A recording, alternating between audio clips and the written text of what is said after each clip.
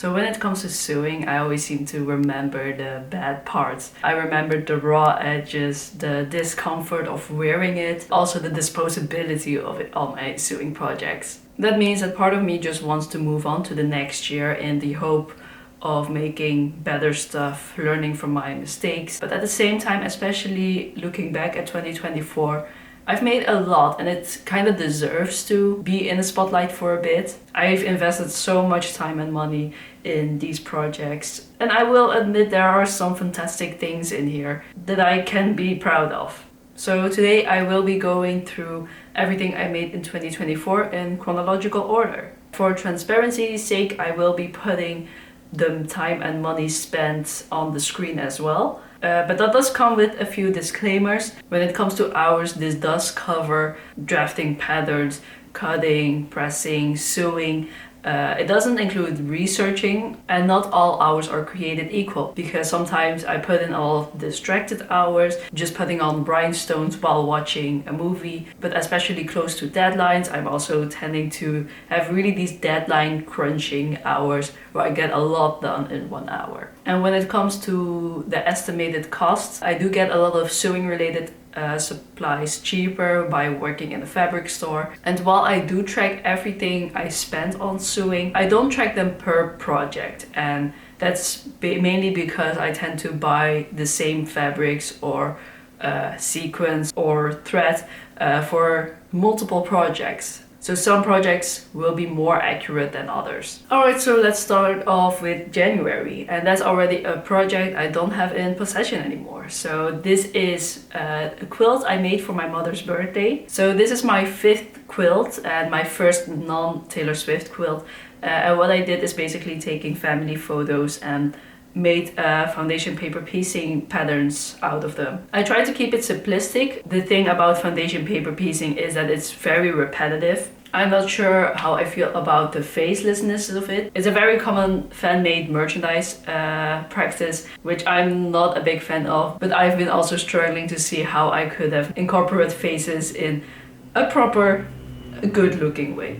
But simply on the photos I picked, it's very easy to recognize for my family which photos I've chosen. So this is like the only big project that I didn't record the hours on, but when I worked on it, I would kind of like note it for that day. So I spent like 16 days. Some days it would have been like 1 or 2 hours, but I especially at the end pulled like an all-nighter to finish up the entire thing.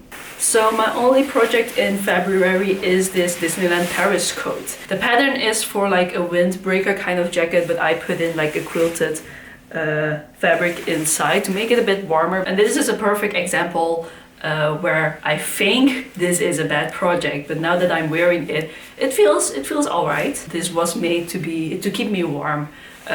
Without like an even bigger jacket. So this is inspired by Million Splashes of Color, which was like the parade, the theme of Disneyland Paris last spring. And I really like the pattern. The pattern is a lot of fun to work with.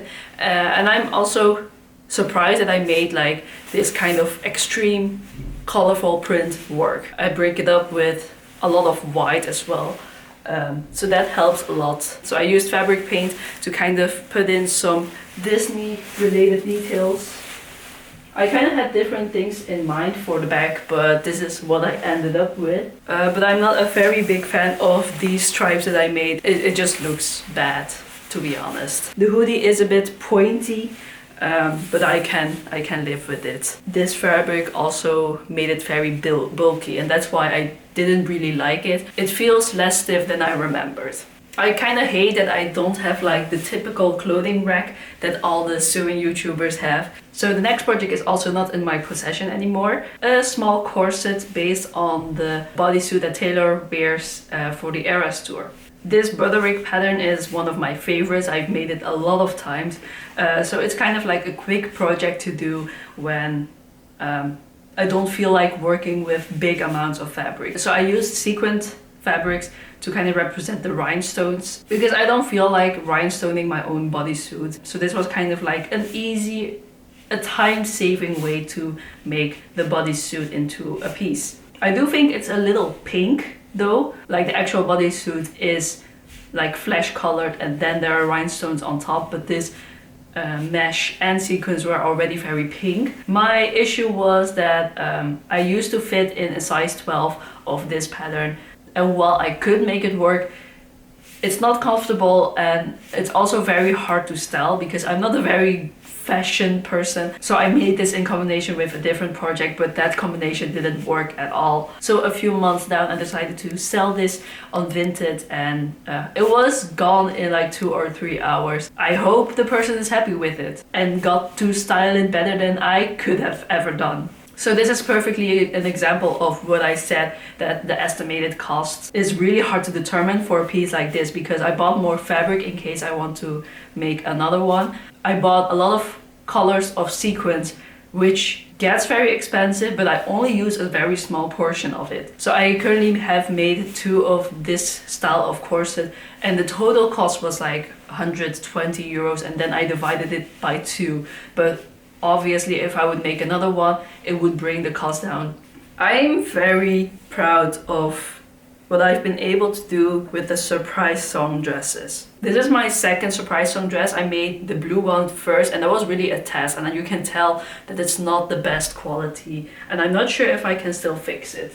So I have 3 in total, and for all 3 I have like the base set, which represents like the 1989 old set. I don't really intend to make like the beaded version, and it's really just to cover my bra and shorts that I wear under this. So I do wear quite a few layers under this. But I used to make like shorts, but you can see the seams, and that doesn't look pretty. So now I just have elastic skirt.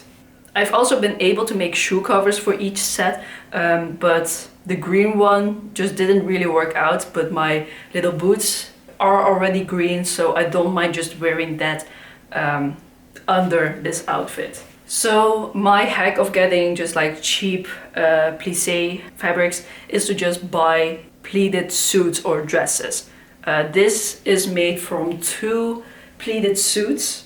There is a slight color difference when you go lower, but it's hard to notice because I wear these at like parties without lights. The top part is lined because to avoid sagging. I think I've worn this 2 times already, once at a party and once at the Amsterdam concert. Wearing this thing for the first time was very scary because I walked in a half-filled room and the lights were still on, the music wasn't as loud yet. I could feel people looking, but that also results in nice conversations, that people approaching you. I got adopted into a lot of groups, so it's a great conversation starter. You know, obviously mine isn't as full, but I think this is like the best surprise song dress out of 3 that I have. So the next one, another item I don't have anymore, which is what I apparently called the Miss Americana dress, because when I saw this fabric, I just thought of the intro of the Eras tour, the big fans, and I still want to make another project inspired by these fans. This is the 3rd time I made this pattern, so that meant just like a very easy one-day make. This was also the piece that I was wearing in combination with the first corset, and that also didn't work because you have 2 very busy loud prints. Seeing the dress, I think it's really pretty, it's really well made, but it just doesn't fit me color wise. So I decided to just like donate it through the thrift store, because I also didn't want to bother selling it on Vinted, even though I realistically could have. So my last project for March is actually one that I pretty much wear every day. So it literally feels like I'm wearing my pajamas right now, and it's this blanket hoodie made of several types of fleece. I think all of them were just remnants, and I challenged myself to kind of like make it work into one blanket hoodie, and as you can see, the colors are great. Definitely one of my favorite things that I've made, and I still need to make one for my boyfriend as well, because we do get quite cold in the winter. So for 30 bucks, this is a great item, but the cost is actually much higher because I actually also bought a lot of cotton teddy remnants, because I wanted to put that on the inside as a lining, but when I washed it, I I just knew I would have hated that texture on my skin. So it's just fleece right now, and the teddies I ended up just giving away. In April, I started off with the Arsong dress. So this is basically just a corset and a tulle tutu. I wish I also put in a lining for the tutu, because despite it having like 10 meters of tulle, it's still a bit transparent. This was mainly made because I just wanted to put it on the display at work, because several of my Taylor Swift projects are still on display. So I don't have it with me. But I also don't feel comfortable wearing it because it really makes me feel like a 16-year-old.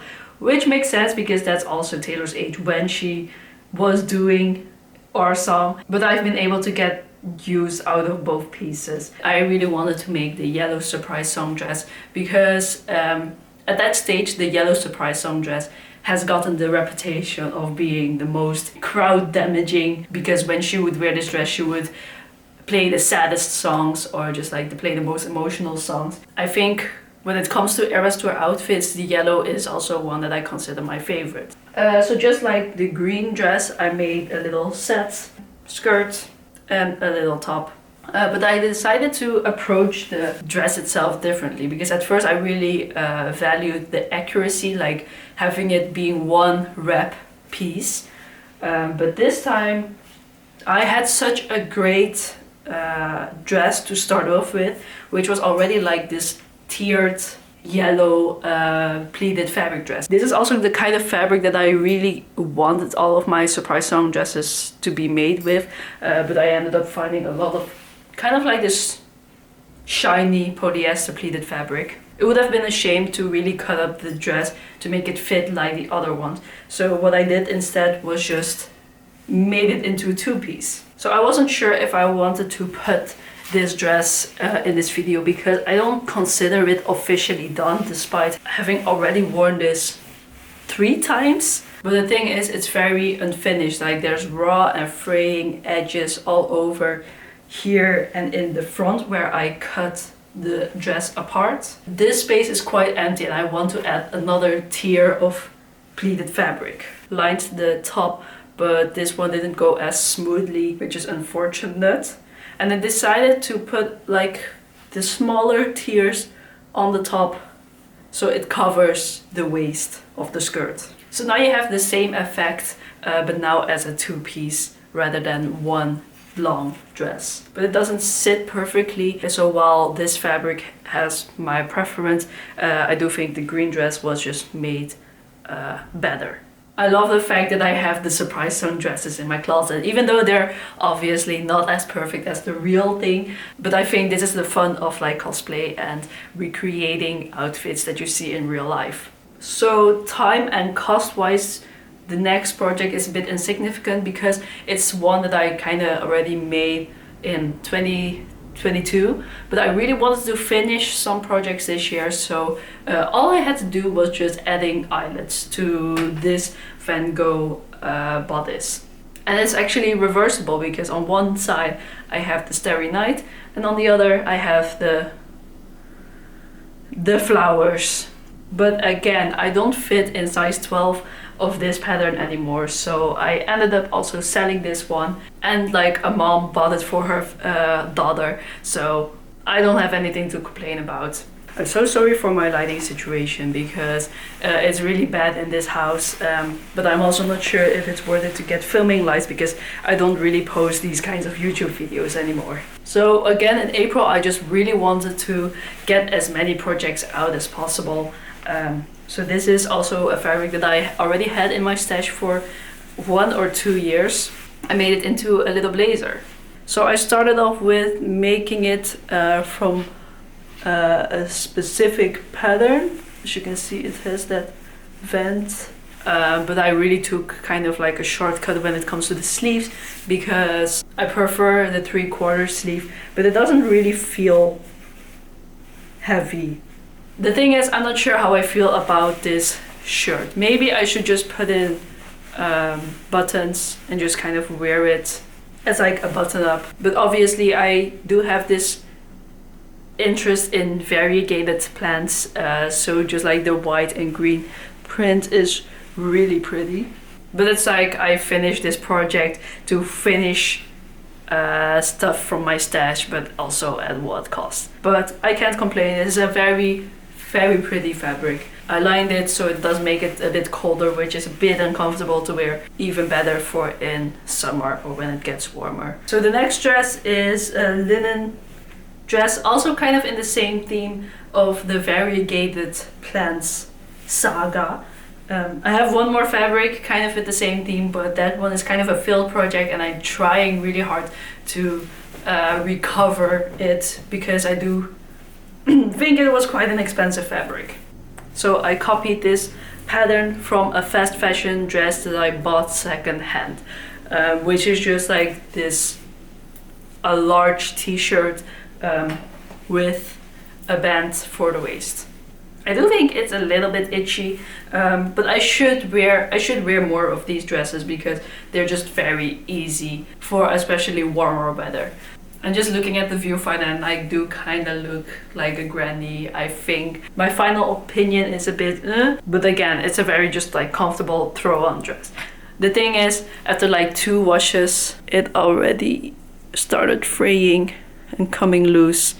I stupidly didn't reinforce the edges. So in May I had another quilted project. It's the Haru Okumura pillow from Persona, I think, which I made for a coworker who was leaving, but who I really consider my closest colleague and friend on the job. Again, it's just an existing image of which I made a pattern of. The pattern isn't the greatest. It has a lot of like small pieces that I would end up having to piece together again. But this is like a one-time thing, so I didn't really mind. But I think it turned out as a great gift for my coworker. Then we move on to June, but I think I also mainly worked on this during May, which is a second lover corset. And this is the one with the purple tassels. Very glittery, as you can see.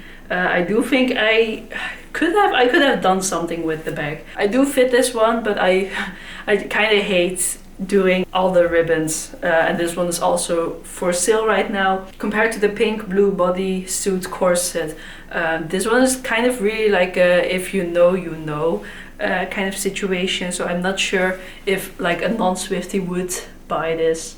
I just can't go to concert without making like a personal outfit for it. So in June, Big Time Rush came to the Netherlands, and I feel like Big Time Rush was like the only boy band I kind of cared about as a teenage girl. And I made this jersey sweater. Logan is my favorite, so number 5. Obviously, as a Swiftie, I would have rather put 13 on it. Kendall is great. I feel like I'm really going to the roots of teenage girlhood, I guess. So all these numbers are zigzagged on. I think the yellow red parts are color blocked, and then the white part is just top satin stitched on top of the yellow. And I think this is like a perfect example of making your own merch is like better, because while I am willing to wear shirts and sweaters with Taylor Swift's face on it, I'm not that attached to Big Time Rush. So I rather had something from like the show, kind of like a reference to them. And also I really like this combination of colors. Maybe this is a little bit over the top. It was 25 degrees Celsius, so I should have just like made a shirt version out of it. But on the other hand, fun sweater to wear. I love wearing sweaters. I'm kind of surprised that this was only like 30 bucks. I think the white was a remnant. And I also didn't use a lot of white, so I still have a lot of leftover of the white. And I guess because I'm color blocking, I don't need as much of every fabric. I'm very satisfied with this. I'm not wearing it properly because it's very tight, very fitted. This was somehow like the biggest project this year. Like last year it was the Eras Tour quilt, which is still going very well. But I actually had to choose an outfit to wear for a barricade. Taylor might see it, and of course it's in my country, the Netherlands, so it was like a very special occasion where I really wanted to think about what I wanted to wear to the concert. So when the Eras Tour came to Europe, there were a lot of changes, and the biggest change obviously was the inclusion of the Tortured Poets set. This includes, for The Smallest Man Who Ever Lived, was this drum line kind of like an army setting with Taylor wearing kind of like a military jacket. I really love the new white dress. I love the jacket that she wore, but it also reminded me of that performance where Taylor would have this kind of like drum line for me, and I have a lot of opinions on me. At least she has played it once in Brazil, but I really wish it was on the set list. I've been wanting to make like the spelling is fun outfit. I've done kind of like an attempt using the Hamilton Spencer, and I have the actual hat. But then when it comes to barricade, it needed to be something lightweight, something airy, comfortable. And while this wasn't really the most comfortable thing that I've made, I knew that I wanted to make the TTPD Smallest Man Who Ever Lived set into like a lover version. And that's where I made like a mint green version of the Tortured Poet set, where I've been really hammering on this lyric that did not deserve to be removed. And I think the best thing that I've made is the jacket that goes along with it. You know, and again, I see all the flaws, so it's not like it's a perfect jacket, but I think for the purpose of a Taylor Swift concert, I am very satisfied. So all this soutache is just like stitched on. I bought these buttons and spray painted them silver. I have my little epaulets. And my favorite detail is on the back, where I have "Who's afraid of little old me, he." I'm sorry for not properly wearing this. This has been sitting in my closet for a while now. The jacket I've actually worn for another Swiftie party with the actual me spelling is fun hat. So I don't really like how simplified the sleeves are. Might be a little short as well. Like I could have also used a little bit more stabilizer for the free motion embroidery, and I should have just honestly used silver or a different color. Like the back sides of these flaps are also not very pretty because my machine doesn't really like heavy layers. And it's not 100% accurate because her actual jacket still has like a flap, and that's what I wanted to do. But I wanted to keep it as lightweight as possible for the concert because I was in this for 16 hours. It's all made from cotton to keep it just like natural, breathy. The skirt has a built-in shorts like her actual dress does, and it also has pockets, so I could also stuff things inside of here. I don't really like that I use like a black elastic on top because that does get visible sometimes. This gap is also not perfect. I should have just made it into one, maybe more comfortable dress, especially when the jacket is like the big attraction. It wasn't necessary to make this like an actual corset piece. I also just wore heels, and I also made boot covers. Posting this outfit on social media has been very rewarding. Resharing this all over Twitter, tagging Taylor Swift and Taylor Nation. I also posted it at the same time as the TikTok, so people were also going crazy over that. And of course it brings out all the Follow Me stands, so that's also very nice. And then Taylor Nation ended up retweeting my post, so that was also pretty crazy.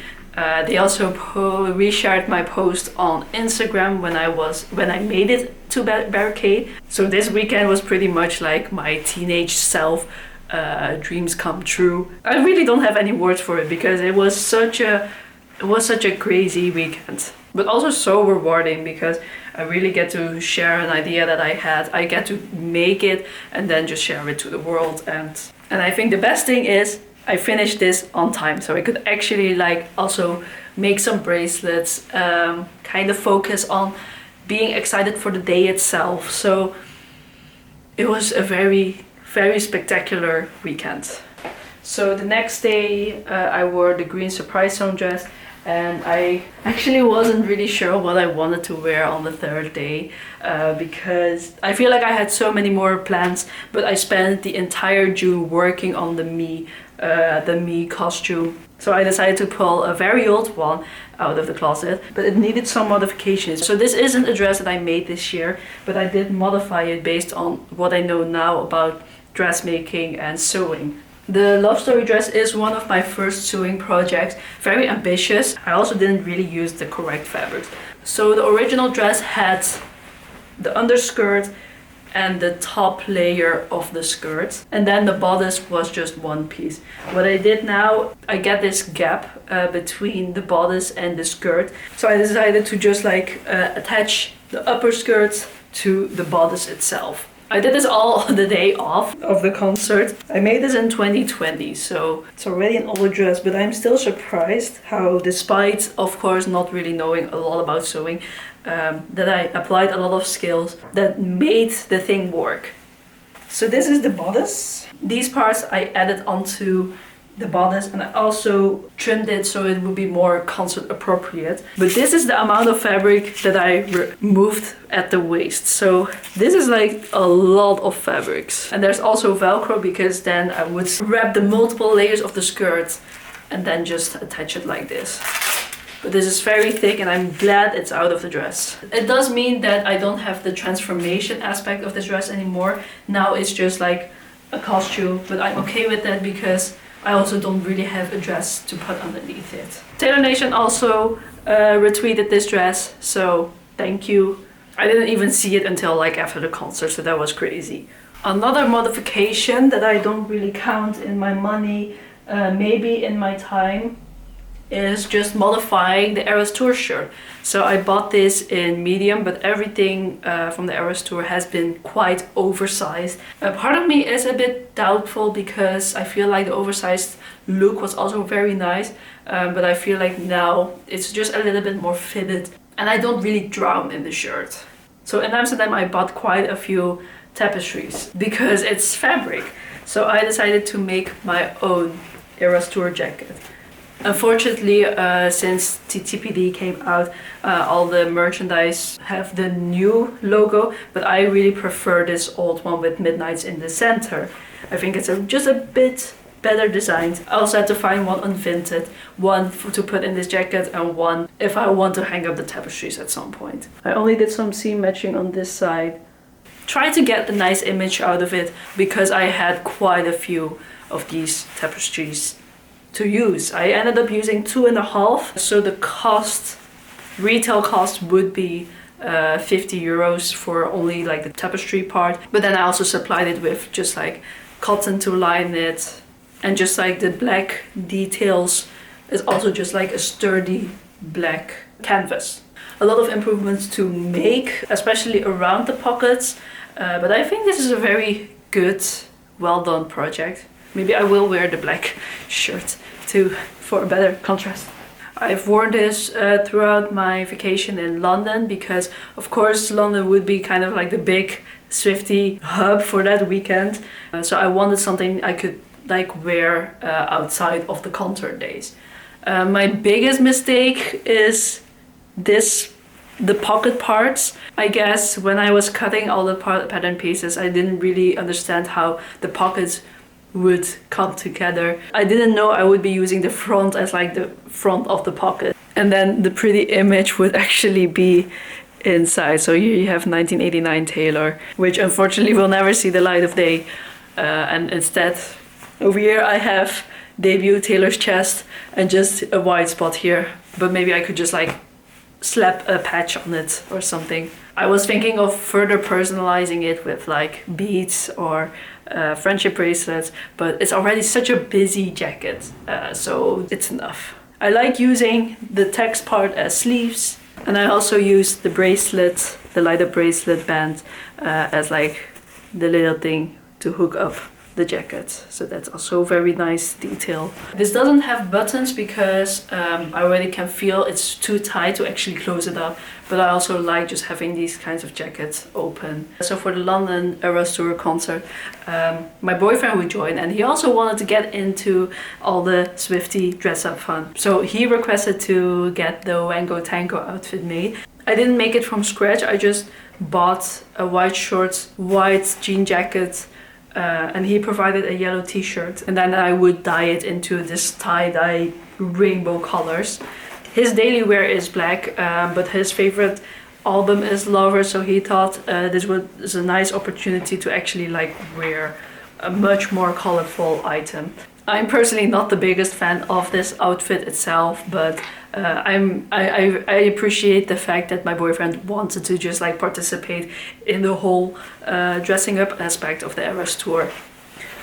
So this is how the jacket turns out. So I just used dye to kind of make it the same coloring, and then I also dyed a piece of just white cotton to make the streamers, and it actually works like the original. They're not as long. It's kind of badly made though. From far away you don't see it, but on the front you can obviously see there's a right and there's a wrong side. The shorts are already disposed of because the dyeing job was really bad on that one. Like you can also see it on some places on the jacket, is that at some places it would just, all the colors would just muddy up together. Especially at the shorts, it just didn't look very nice. But the jacket, you get the idea of what it is. Now that I'm wearing it, I get it. I get it. It's a very fun thing to wear. So obviously I didn't make this from scratch.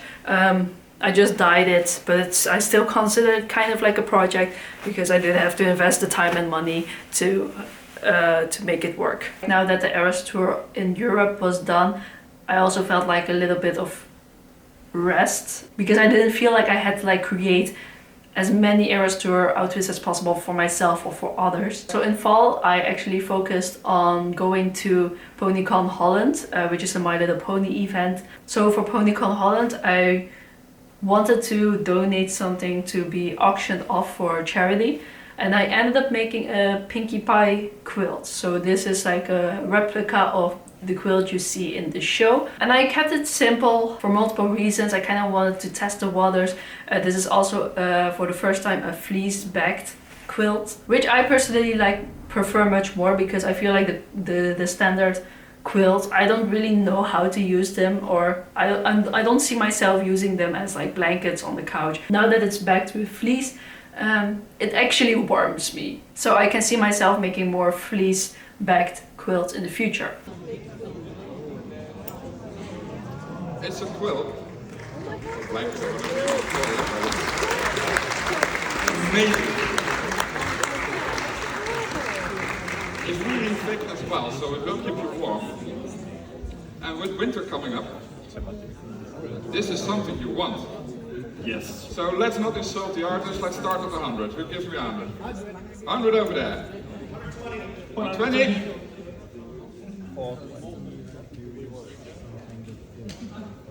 150? 200? 200 is sold! It's also just to test the waters. I didn't want to spend too much time and money just in case it doesn't make a lot of money. I think the cost ended up being around 50 euros. The auction was bought for 200 euros that goes to a Dutch foundation that helps foster children. So very satisfied with that. I'm actually gonna just wear this coat because I am getting a bit cold and I'm almost done. So the next project was also for PonyCon Holland. I don't feel ready yet for like any kind of My Little Pony cosplay, but I heard the guest of honor would be Kelly Sheridan, the voice of Starlight Glimmer, but also the voice of Barbie movies. I feel like a lot of subscribers are here because they watched the Barbie marathon video. So you probably know that I'm a big Barbie movies fan. So this was kind of like an honor, starstruck moment. So I kind of wanted to go into a Barbie cosplay instead. I ended up making Odette from Barbie's Swan Lake. I used the same corset pattern as the one for the R-Sound dress. And then I used like glitter tool to kind of make those little feathers. After wearing this for a day, I'm not really sure what my opinion on this is. The corset kind of collapsed on itself because I didn't have like a proper boning structure, and I just kind of hated working on this because the glitter tool would just leave glitter everywhere. So I'm not even gonna pull out the skirt aspect. So here you have me with the absolutely amazing Kelly Sheridan. For the skirt, I actually used the tutu of the R-Sound dress. I put in like a pink circle skirt over that petticoat basically, but I didn't even sew it. I just safety pinned it all together, and then I would have like this a bunch of leaves made from the glitter tool kind of spread around the skirt. I feel like I'm most surprised about the necklace that I made. It's like 2 necklaces I thrifted, and then I just stuck up a rhinestone that I still had from when I made like the original me hat. Unfortunately, after making this dress, I realized that making Barbie dresses may not be for me. I feel like that's been a very long thing on my wish list. But I can tell I just wasn't very happy making it. But still, it was nice that I tried.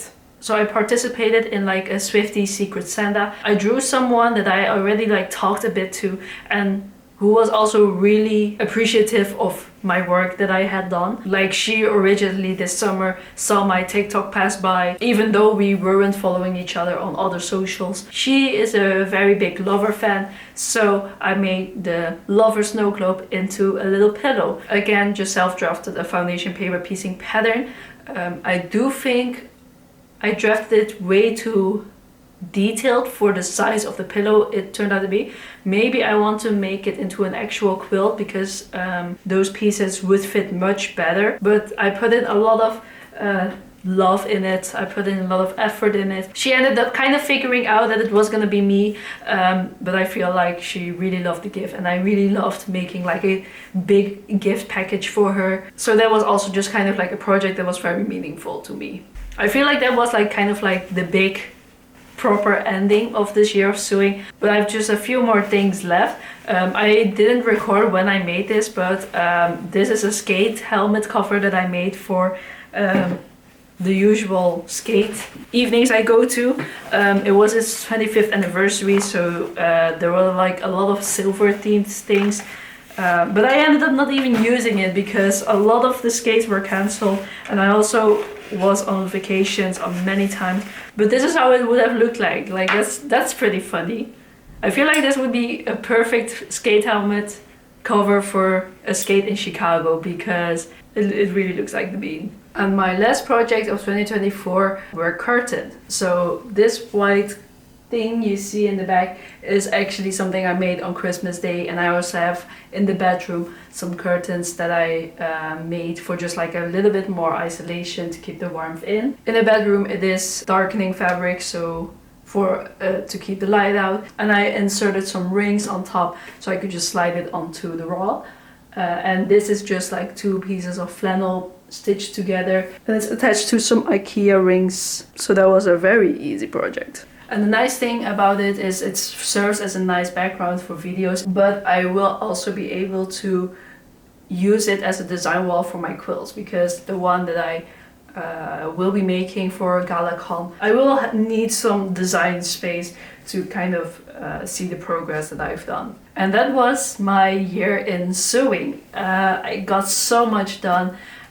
It took me a long while to get all the information together. I spent some hours working on projects that are still like in development, but that's been only like 4.5 hours, so that's not that much. But I will be taking it into the final count when I finish these kinds of projects. So the official count is 344 hours, but that's excluding the first quilt. But you can easily count like 20 hours for that quilt. So I've on average at least spend 1 hour a day on sewing, and that's something I can be quite proud of. So adding all the costs together, that would be around 900 euros, which is a mix of fabrics I've gotten this year or in previous years. I ended up spending 1.2k euros on sewing this year. Now that I work in the fabric store, I also kind of don't really buy for my stash anymore. So a lot of the things that I buy are also really intended for projects that I'm working on. Maybe I'll also put in a number here of amount of money that I have spent this year for projects that I haven't made yet. I also kind of forgot to kind of like make a little sewing wrapped when it comes to my spendings on fabrics, on bedding, on patterns. But maybe I'll also put a little list here as well.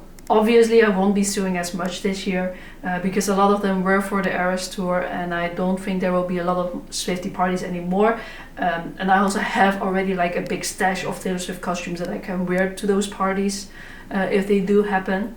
Also, I really want to work on my personal style this year. I don't even go outside that often to kind of need a personal style, but I'm still wearing a lot of graphic t-shirts that I got in 2018, and I feel like after 7 years I can have kind of like a change of wardrobe. I kind of need to get more basics. Like every year I want to get rid of my stash so I can really focus on like the impulsive projects that I like to do. I'm also struggling with finding the space to kind of have everything, so I'm willing to like make more things as gifts or to sell, just to still have some space left in my house. But yeah, I feel like I'll just be working on a lot of kind of like button-up blouses, stuff like this, or like the Big Time Rush sweater, just kind of like the more low-key items. But overall I'm quite satisfied with this year. This video was probably a very low quality video, but I'm struggling with finding my place on YouTube. I really like posting the marathon videos. I've been wanting to do more project focused videos, but editing takes so much time, and obviously I really spent a lot of time sewing this year. I did want to share tools if you also kind of want to note down the information that I kind of shared this video. This is my 2024 Taylor Swift calendar, and I used it as a sewing tracker. So in January you can see these are all the dates that I worked on my mother's quilts. And over here you can see a bit of February, so all the days with the sticker is days that I worked on a sewing project, and then I would note down the amount of hours I worked on it. And then in the end I just add it all up. Like in June I almost sewed every day, while in December I only had like 4 days. When it comes to saving ideas, I just have it in my tiny bullet journal. So I would just note down all the ideas I have based on my stash, based on ideas that I have, fabrics that I see in my daily life, or just like inspiration and Pinterest. And then I would put in a little dot if I have the supplies. I would put in a little box if I am already working on it, and then I could cross it off if I'm done with it.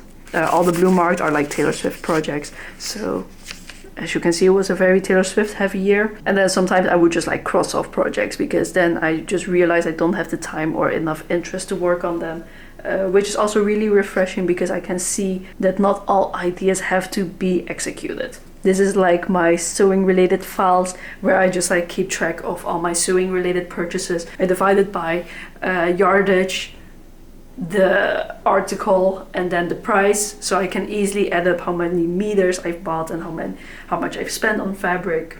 And then I can also color it based on which projects I used it up. So that's like kind of like fun ways to keep track of all my sewing related spending habits, but also making habits. I hope this video was watchable. I already know that the audio of the camera is kind of bad. My light has been bad. I don't think the camera is straight on the tripod. It's been kind of a messy video, but this was like a video I really wanted to make. But as you can tell, I'm not used to speaking this much, so I hope you like this video. And maybe I'll have more projects to show throughout the year.